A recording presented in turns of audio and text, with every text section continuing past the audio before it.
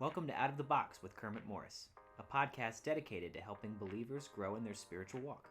Jesus wants us to look more and more like Him every day by getting out of our comfort zones. We hope this podcast will be a blessing to you as you learn to get out of your box and follow Christ. Now, here's our host, Kermit Morris. Hello everyone, I'm Kermit Morris, and welcome back to another episode of Out of the Box with Kermit Morris. Today we're going to be postponing our interview that was supposed to happen today, but it's going to be in about 3 weeks. Then we're going to start a series now today called How to Handle Stress. And so we want you to be involved. We want you to see what's going on, but we also need to hear from you. We need to see that we're hitting a target that needs to be hit. So give us feedback. Our email address is scratch all of that. Our email address is outoftheboxkermit@gmail.com. outoftheboxkermit@gmail.com. Let's get started with our first episode of How to Handle Stress. If we're going to grow in our Christian walk, folks, we must not be swayed by outside forces or by pressure. Today we start this new series. Jesus was constantly under pressure, yet he remained cool, calm, and collected all through it all. How did he handle the stress that was in his life? The beautiful thing about the Bible is that God teaches us using a lot of different people to bring about his eternal truth and principles. Today we talk about stress. You need to know that stress makes life messy. Listen to the health problems associated with stress depression, heart disease, obesity, pain. All of these and others come into play. It also causes digestive problems, autoimmune diseases, sleep problems, skin conditions such as eczema, and anxiety. So what is stress exactly? Webster's dictionary defines stress this way. It says, stress, the physical pressure, pull, or other force exerted on one thing by another. Strain. Bilbo Baggins said in Lord of the Rings, he said it well. He said, I feel like butter scraped thinly over too much bread. Is that how you feel today? What is the one thing that stresses you out the most? You see, stress makes a mess out of many people's lives. Hopefully, what we're going to do today is learn from Jesus on how he handled stress in his life. Remember, we told you that Jesus was constantly under pressure. There were grueling demands on his time. He rarely had any personal time. He was constantly interrupted. People repeatedly misunderstood what he was saying, what he was doing. They criticized him. They ridiculed him. He had enormous stress, which would have caused any of us to cave in. But as we take an overview of the entire life of Christ, it becomes clear that not only did Christ stand strong, but he lived with grace and peace. Believe me, I know the danger of using the life of Christ as an example. As soon as I said, let's look at what we can learn from Jesus about how to live our lives, some of you checked out immediately and said, I can't listen to this. You were gone. Why? Because in your mind, you said, well, that's Jesus. He was God. I could never live like Jesus lived. You know what? You're right. You couldn't. You're not going to live a sinless life. You're not going to live a perfect life like Jesus did. That is, until you get to heaven.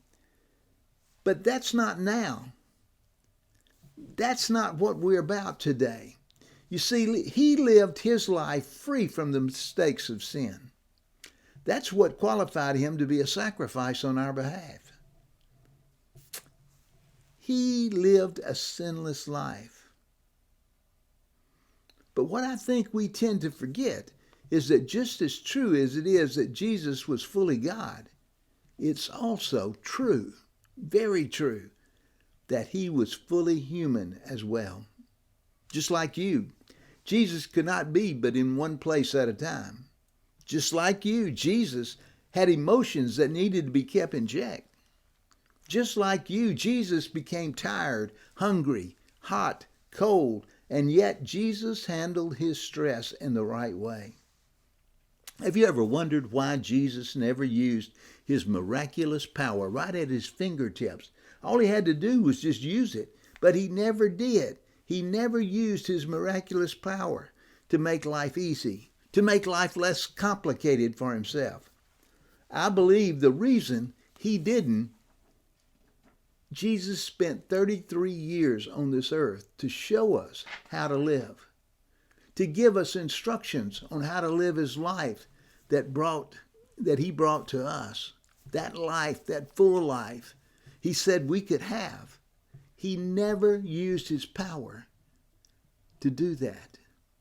Today, I want to give you 8 principles of stress management that we learned from Jesus. They are, number 1, identification. Identification. Know who you are. If you don't confidently know who you are, you will have stress trying to be what other people want you to be. See, you've got to be able to know your exact place and who you are. You don't like it when someone is upset with you because it's impossible to please everyone. You don't like that. Jesus knew exactly who he was. He had no problem declaring to others, so there would be no confusion on the matter. Number 2 is dedication. Know who you're trying to please. In your life, you're trying to please somebody. If you're a people pleaser, then you know how much stress it can cause trying to please everyone. You don't like it when people get upset at you. You don't like it because it's impossible to please everyone all the time. And you will be stressed out trying to please everyone. Number 3 is organization. Know what you're trying to accomplish.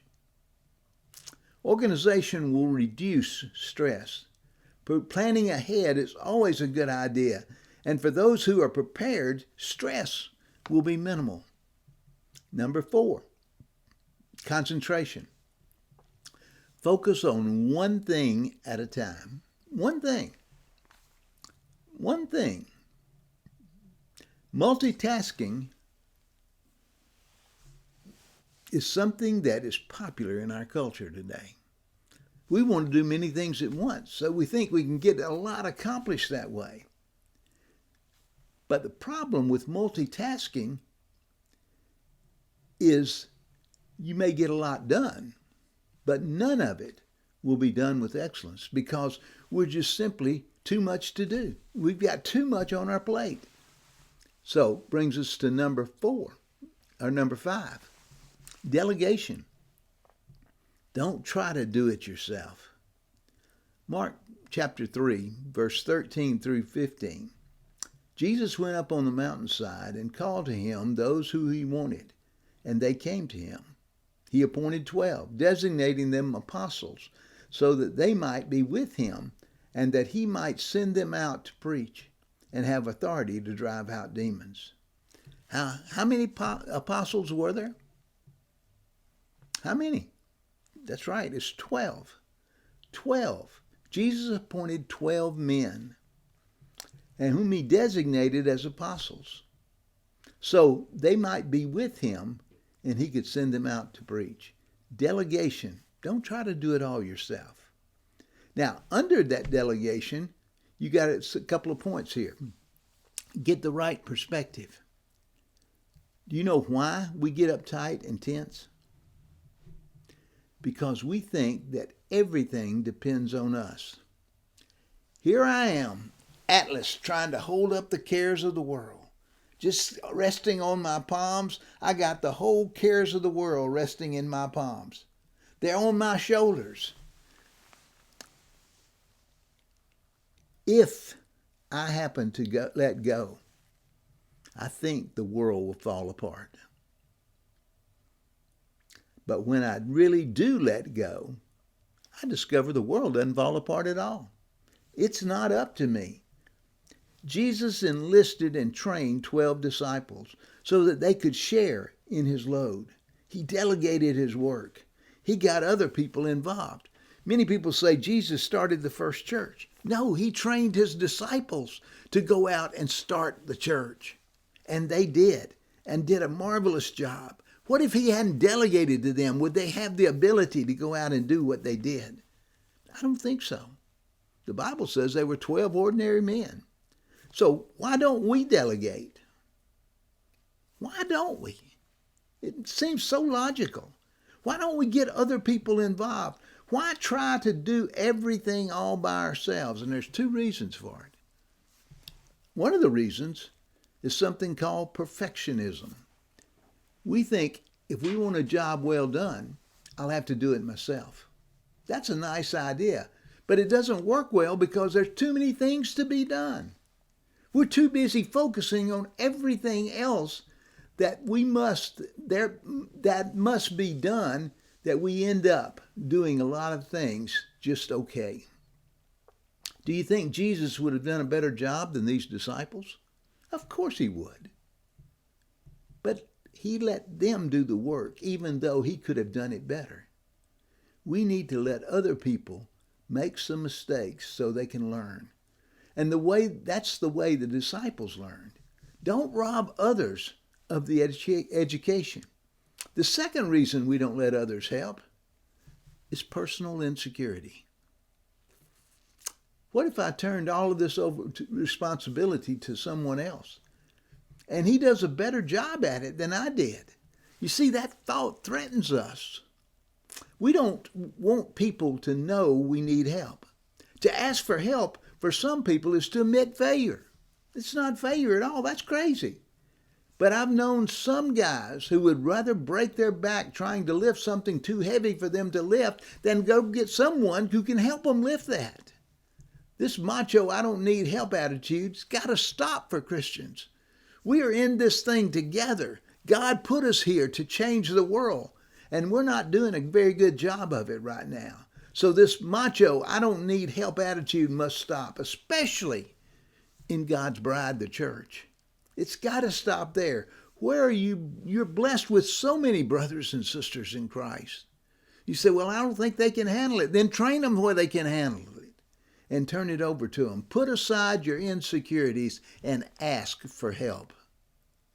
You can put an end to your personal insecurities if you know who you are, whom you're trying to please, and what you're trying to accomplish, and what one thing you're to focus on. To alleviate your stress, delegate. In order to be effective, you must get other people involved because you can't focus on more than one thing at a time and be effective. Number 6 is meditation. Make a habit of personal prayer. Now let me get personal right now. I want to get personal with you today. How much time a week do you spend in personal prayer? That's talking to the Father, the creator of everything. How much time do you spend in personal prayer? Quite personal, silent prayer time. How are you doing at that? We have lots of habits, but few of us would include prayer as one of those. So if prayer is not your habit of yours, if it's not a habit of yours, then pay special attention to the lessons learned in this single verse that I'm going to read to you in just a minute. Lessons learned about prayer. It comes from Mark chapter 1, verse 35. Very early in the morning, while it was still dark, Jesus got up, left the house, and went off to a solitary place to pray. Now let me give you some points under that. Number 1, designate a time of prayer where you won't be interrupted. Where you won't be interrupted by anything. You see, morning is the best time because the prayer first thing in the morning sets your attitude right for the whole day. Number 2, Jesus got up. He was intentional about spending time in prayer. It didn't just happen. You have to schedule a time for prayer or it won't happen. Number 3 was the solitary place. There is a time to pray with people, and praying with others can be the most spiritual revitalizing thing you do. But there's certainly a place for praying by yourself away from other people. Jesus needed the constant connection that prayer brings to help him endure and thrive. If Jesus, God's Son, needed prayer, how much more do you think you and I need it? How much more do we need prayer every day when the Son had to do it every day to stay in close? Benefits of prayer. Let me give you a couple there. Prayer is a gigantic stress reliever. You say, I'm so stressed out. Are you praying enough? Someone once said, prayer is the decompression chamber of life's stresses. I like that a lot. Philippians 4, verse 6. Do not be anxious about anything, but in everything, by prayer and petition with thanksgiving, present your request to God. If you're stressed out, if you're worried about something, give it to God, folks. Give it to God. Let Him deal with it. Too often we burden someone else with our problems and worries and stresses. Now, there's nothing wrong with confiding in a friend. There's nothing wrong with telling somebody that you're close to about what you're going through. But if complaining to other people is your primary function for relieving stress, it's time to give your burdens to someone who can do something about them. Tell it to God. He's waiting to hear. He wants to hear. You see, your burdens are no longer your burdens when you pray about them. See, they belong to God now. He has to deal with it. Number 2, prayer also reminds us that we're not alone. God is with you. When you start your day off by talking to God, it reminds you that you're not crazy talking to yourself. You're talking to the one who causes the sun to rise up in the morning. God knows exactly what you will face that day. So it might be a good idea to talk over your day with God, don't you think? It's my desire for you to be a person of prayer, that whenever you're faced with a problem of any magnitude, your instant reaction should be to pray about it. Can I challenge you to try something this week? For 1 week, wake up 5 minutes early and schedule some time to pray for your day. Every day this week, wake up early, 5 minutes, and talk to God about your schedule for that day. Now, I'm serious about this. I want you to try it. Try it for this week only. Wake up, and before you head out the door, pray. Number 7 is recreation. Now, some of you are going to really like this one because it is to take time off to enjoy life. Mark chapter 6, verses 30 and 31. The apostles gathered around Jesus and reported to him all they had done and taught. Then, because so many people were coming and going that they did not even have a chance to eat, he said to them, "Come with me by yourselves to a quiet place and get some rest." Jesus looked at these men who had been working hard without relief, and he said to them, "You deserve a break. Let's get some rest. Let's take some time off." Now, you need to know when to rest. One reason why Jesus could handle stress is that he knew how to relax. He knew how to get away. He frequently went to the mountains or to the desert just to get away and unwind. What is your desert? What is your mountains? You need a place for yourself to unwind. Don't fall into the trap of feeling guilty about taking time off. Maybe it's a fear of being called lazy, or they feel that they must constantly be working just to keep up. I don't know. But if that describes you, if that gives a description of who you are, did you know that rest and relaxation is so important that God included it in the Ten Commandments? You see, the Sabbath was made for mankind because God knows that our physical, emotional, and spiritual constitutions demand periodic breaks. Pay attention to these warning signs. You may need a break. Now, what are the warning signs that we're talking about? Numbness is the first one. Nothing makes you happy. Nothing gets you excited anymore. You're numb. And the things in life that used to bring you a smile, if that's you, listen to me. You need a break.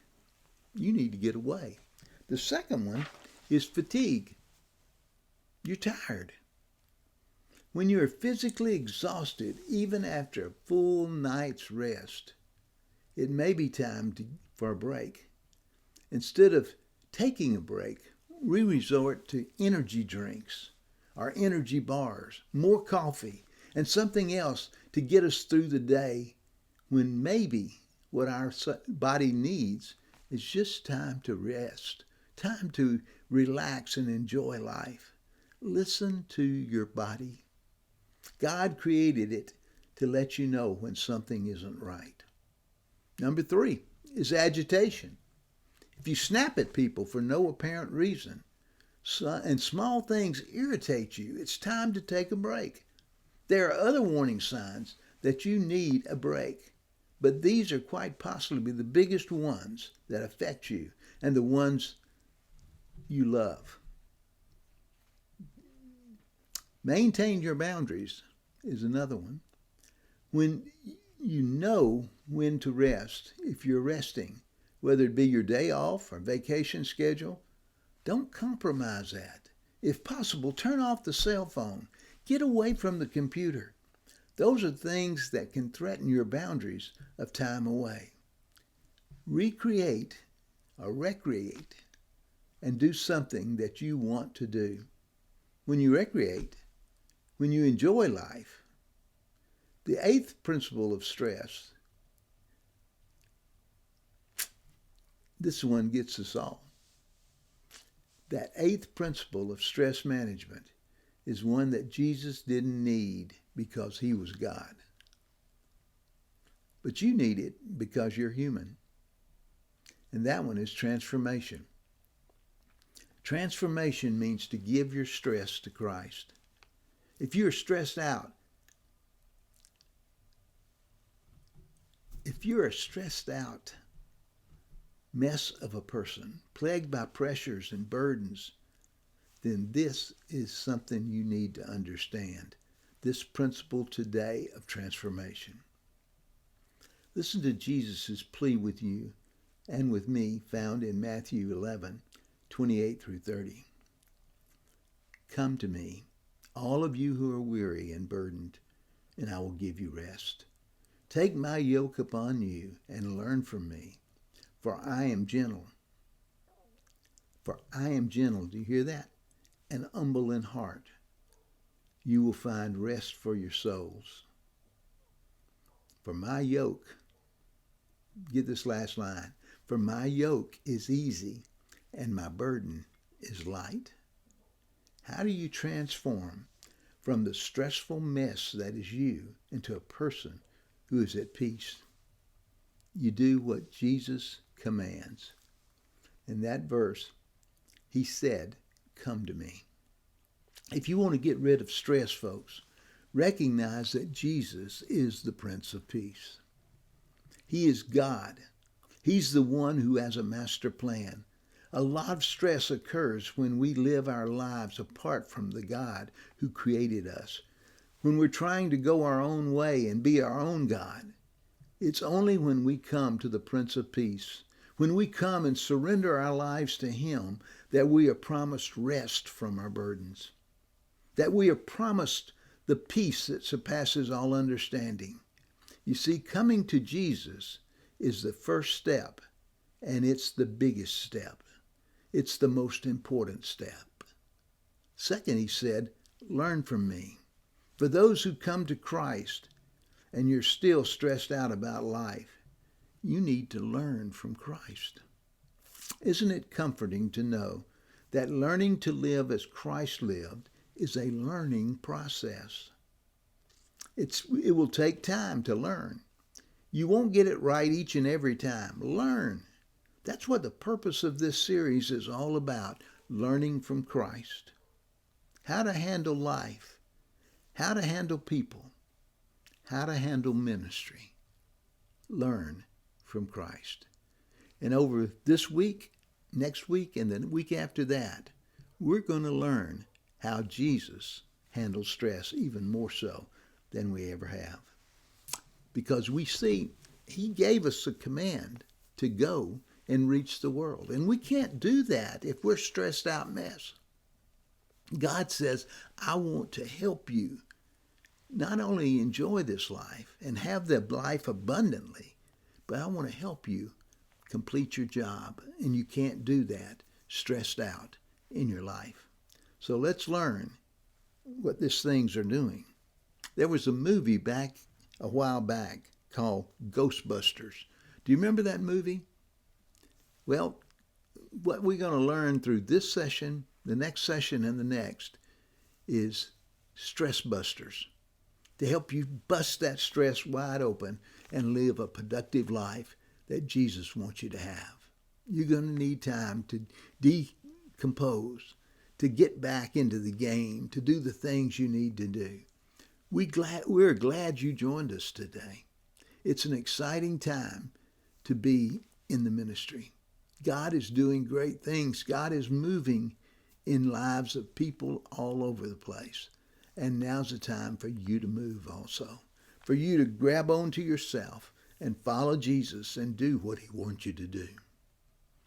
I am glad that you listened to Out of the Box with Kermit Morris. Thank you so much for tuning in. Let us hear from you. Send me an email at outoftheboxkermit@gmail.com. outoftheboxkermit@gmail.com. Share your story of how maybe God is busting up the stress in your life. And if you do, I will send you a t-shirt from Out of the Box. It has the logo right up here on this side. And then on the back, it just simply says, I got out of my box. Now, when you wear that t-shirt, people are going to come up to you and say, what does that mean, I got out of the box? And it's going to be a great opportunity for you to share Jesus with them. Again, thank you for joining in today. Next week, we'll be looking at the second in this series of how to handle stress. I'm Kermit Morris, and this is Out of the Box. See you next week.